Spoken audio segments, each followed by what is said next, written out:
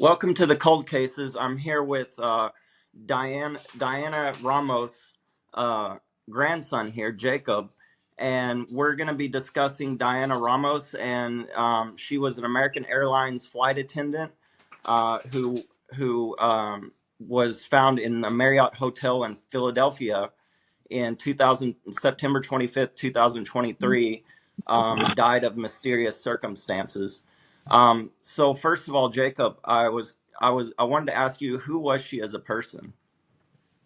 Oh man, a hopeless romantic and just a very optimistic individual. It's kind of funny because my neighbors still bring it around, but if she liked you, she believed that you could honestly do anything. She kept pitching to me for years that I should sign up for the Big Brother thing on TV, or like Yeah. she just wanted me to go out and just do all that because she loves exploring. So anything involved in exploring, she was all about it. She was the kind of friend that if you randomly messaged on a Friday that you were going to be alone in Florida by yourself on Sunday, that she'd Hmm. fly out, hang out with you and stuff, and Oh, like, that's amazing.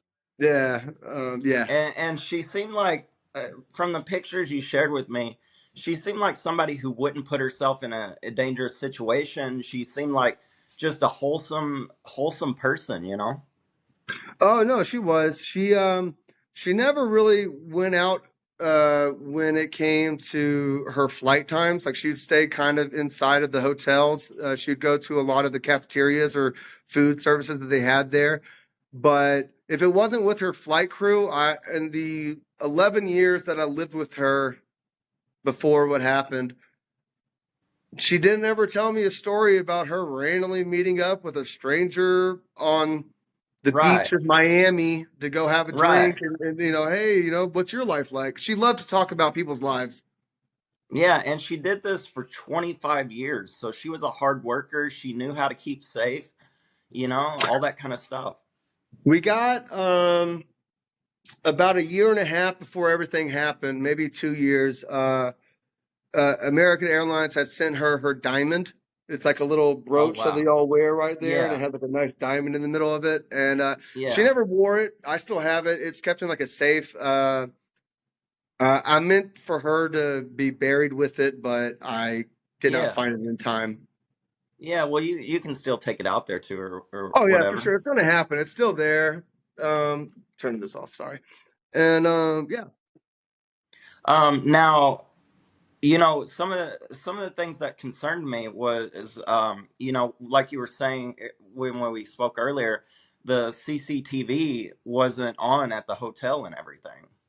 Yeah. So from what we were told from the investigators that like had closed everything was that so the floor that they're assigned to is every American airline flight attendant's floor. And apparently after this whole incident, that person got ousted. There's a specific person that's in charge of essentially where the flight attendants stay throughout the duration of their layover. Mm-hmm. And she, I believe, was on the fourth floor. They only have two times that the card was used, like for her to come in and come out, come in and come out. Mm-hmm. And she came in, checked in. Then I believe she went down to the store to grab something and then went back up. And that's the very last time that the cameras on the ground kind of see her. And she went back up and she just didn't report. Now, Cheddar, was come there on. anything else weird happening at that time? Not like with her. Well, okay. So Cheddars, come on, sorry. My cat. Yeah. So, Yeah. so my grandmother's husband died about 2 years before this incident, and Mm. my grandmother was very affected by it. I believe that her mortality and stuff like that was starting to become more and more of a question because she was a young grandmother. I was lucky enough to get to like I never got to see her get old. She was never boring. Yeah. She always wanted to go out and do stuff. I never got to have an old grandma, Yeah. Yeah. and she was just super Cheddars, please. Sorry, my cat was just super into it and super positive. I'm sorry, I kind of spaced out on the. Oh, right. Um, I have ADD, my bad. Oh, you're She fine. You're fine. she yeah, she would only kind of go down to grab. She liked her drinks, but when her husband passed away, she enjoyed her drinks a little bit more, but Yeah. by herself. Right. And that's the only thing in this entire thing that makes me be like, I just hope she was okay. And she was. It Like, it well, wasn't at the worst of it. And like the thing is, it's suspicious because there wasn't any CCTV. She had a sock in her mouth, I believe. Um, it was a blouse. a blouse. Okay. Yeah, it was a And blouse that I'm was sorry. I'm found. sorry to bring up these things. I know it's really hard on you and everything, but It is, but this is I've been going to therapy and all that stuff, and it needs to be talked about. And yeah, I'm just super grateful that you have an interest in her story at all. So I'm totally fine. If I get off track, please lure me back in. I'm very much yeah. a person that does this. So, hmm but Now, yeah, go on. now, what are your thoughts on the investigation? Like, where do you see what do you think happened, or like, what do you think the investigation needs to do? All that kind of stuff, you know. The investigation. Okay. I have a couple of opinions. Because the detectives never talked to me. I never like hmm they talked with my mother, but I lived with her. Like I was like now I would say I'm way less of a loser, but hmm during my time period living with her, she always took care of me, and I took advantage of that. Like if I'm being honest, I Well, knew that she wouldn't kick me out, that's the and same with every family, you know. So I wouldn't worry about that, you know. yeah, no, and so I would say that. Sorry, what was the question? I spaced when I coughed. Basically, what you think is going wrong with the Right, investigation? there Like, it is. they There it didn't is. talk to you and everything. Yeah, no, they didn't Um, talk to us. They didn't check on her, which was a big thing. My grandmother had told me for a while that a lot of times American Airlines, what they do is that somebody will come by and knock on your door. If you don't answer, they assume that you just kind of went out too hard last night. And they're yeah. just like, that's something that you take up with your manager. Like you're in hmm trouble, you have to deal with it. But for 2 days is like nobody ever gets away with like that. And she had a cell phone that she was attached to. It was how we always got to talk, talked with one another. That's how she scheduled her flights. That's how she got on her flights. That's how hmm she did everything. And they said that we needed a warrant, which we were like, okay, go for it. But the last time that they tracked it, it was inside of the city. It was like Oh not my at the gosh. Marriott. It was not at the Marriott Hotel. It was Yeah. inside of the Yeah. city. So that needs to be questioned, as well as the fact that um, there, like the recording of the hallway. Every other hallway hmm has a recording. There is, you can get the third floor, you can get the fifth floor, you can get everything. But American Airlines was still putting their crew members on that fourth floor within that same room that So somebody, if somebody did this, they knew that they weren't being recorded. my mind a lot of times went to like Marriott, like hmm somebody there, somebody that like, because it said that there was no forced entry and that it there was no extra card put in. Like hmm it was only the two times that her card was used. But if I recall correctly, and I don't know the gentleman's name, but if you could find out what the name of the position of like the guy that puts the American flight attendants in their rooms, it was one hmm guy. And they have a union, and he after the incident was at a 99 percentile of being ousted from from that position. And I saw it on Google, and I haven't heard anything since. So I hope that Yeah. the flight attendants aren't forced to still stay in a room that they don't know is being recorded, or like outside, not Yeah. inside, but outside. Now, before we wrap up, I know your grandmother. She joined before 9/11. Do you have any stories about that? Yeah. So my grandmother joined Eagle in 1999, and she did a hmm lot of the luggage claiming stuff, and from there. about a year and some change in, she met a woman, lovely lady that I'm sure a lot of y'all would know, named Amy Sweeney. Oh, Amy nice. Amy Sweeney is the beautiful, lovely flight attendant that was on flight 11 that hit the first tower. And that Yeah. woman was the one that Oh had my gosh. convinced my grandmother to become a flight attendant. I can't recall if it was a seminar or if they had just met at the baggage claim, but apparently in some kind of like Amy Sweeney just said the right words that just captivated my grandmother, that she was like, this is what I want to do for the rest of my life.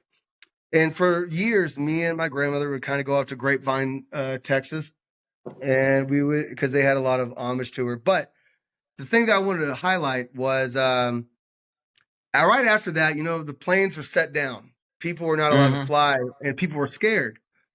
Yeah. And my grandmother found out that there was a flight leaving Miami, Florida, where the crew had entirely just decided that they couldn't do it. It was too much. And my grandmother was one of the first people to volunteer and fly one of those first flights leaving Miami, Florida after the 9/11 attacks. And so I just wanted to say, like, that was like the epitome of her character to me, was just Yeah. in the face of being absolutely terrified at what could happen. She still was like, I will do it. And so shout out to all the flight attendants and pilots out there, because thank y'all. Yeah. But She she, she yeah, definitely she definitely was very courageous, and um I think her courage shows through in how she treated her family, how she, went on that flight and everything. And I feel like there needs to be more investigation. They've kind of just sat on it and they haven't done much. I talked to the detective one time, and it was like it was a lot of like he was going to get back to me. He's going to get back to me. Oh, here's another thing. So my mother and my uncle, the two children of my grandmother, hired these lawyers, and these are the kind of lawyers, like, they don't take the case unless they know they're going to win it, and you don't pay Hmm. them because they're going to take half of whatever you win. Like, it's one of those Right, like right. kind of Yeah, things. And so they took it. They took it, and I was 100% sure, like, oh man, they want their money. They're going for it. They're going in for Marriott and American Airlines. Um, they dropped it. They said that the Marriott hotel and American Airlines has essentially provided no evidence, no proof, no nothing, just provided nothing, hmm, to where they couldn't yeah, do anything. And I will say this: American Airlines paid $75 to fly my dead grandmother's body back home to us, and they refused to pay for on the job anything because she was in her own hotel. She wasn't on the job because she wasn't in the airplane, but she didn't live in Philadelphia. So it doesn't count as on the job death. So if anybody out there has some people for the yeah, flight, they don't count it when they're in their hotel yeah. room. Yeah, that's messed up. And I've read other reports of this, of not exactly this, but other reports of flight attendants being assaulted and all kinds of stuff in these hotels. So, I've read some of that. I kind of really rest my head on, like, I didn't see forced entry. I'm hoping that she didn't suffer. I don't really. yeah. Well, There I was mean, not a lot of people have wounds, been but killed and assaulted and all kinds of stuff, these flight yeah, attendants and everything. they're very vulnerable people. Like, flight attendants need to Yeah, be careful.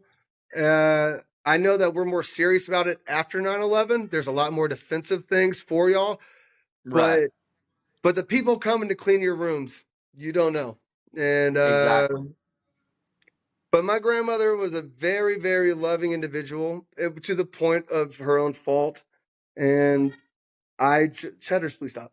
I hope that anybody can dig up an interest in this story. I'd be more than glad to, like, I'm sure this is my first time doing anything like this. Yeah, yeah. So I just want y'all to know that, like, if this sounds like I'm stumbling, it's because I am. And Yeah, it's a difficult subject. it's, it's just more or less like I want to correctly say everything. I don't want to, like, let my own, Yeah, like, oh, she did this, and, like, I just want to. She was a very, very intelligent woman that had a sense of survival, that yes. believed in hope, and wouldn't put Yeah. herself in that position. And the fact that there's no camera, there's nothing for days. Her crew left her, which I'm not going to blame the crew, because my grandmother had told me that this happens. A lot of the times people Hmm. think that people are too intoxicated. They messed up. They Yeah. get fired by their manager. It is what it is. Hmm. But so I'm not blaming the crew for leaving, but I Yeah. am blaming the Marriott for just like that. That's too long. Y'all know what y'all's rules are. Yeah. Yeah. Well, I'm going to wrap it up here, and I want to thank you so much for doing this interview.